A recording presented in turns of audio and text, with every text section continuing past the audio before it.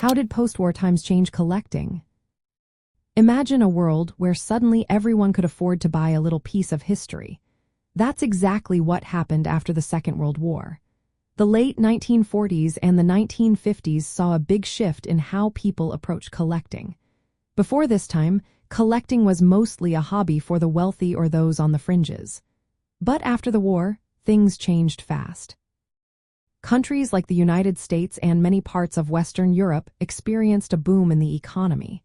People had more disposable income than ever before. They weren't just making ends meet, they had extra money to spend on hobbies. Collecting antiques and vintage items became something many middle-class families could do. It was no longer just for the rich. At the same time, people started to look at the past with new eyes. The war had caused a lot of upheaval, and many wanted to reconnect with history and craftsmanship. Old objects like Victorian furniture or Georgian silverware gained new value. They weren't just old things, they were links to a time when things were made with care and skill.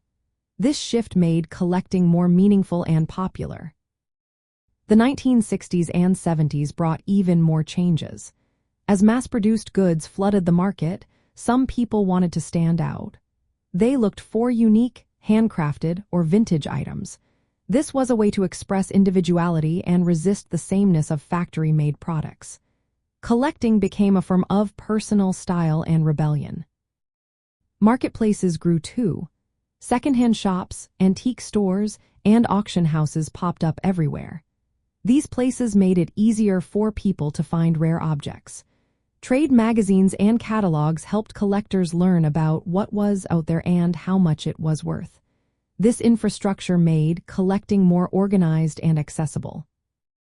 Cities like New York expanded and created new opportunities for collecting. People moved into modern homes and decorated with antiques to make their spaces special. Museums and art institutions also gained prominence, helping to raise public interest in historical objects.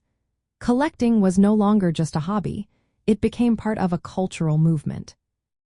Today's collectors can trace their roots back to this post-war boom.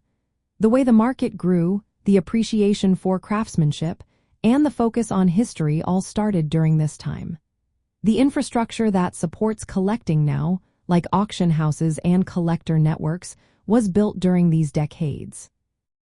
In short, the post-war period changed collecting from a niche activity into a widespread cultural phenomenon. It opened the door for more people to participate and laid the foundation for the modern antiques and collectibles world we know today.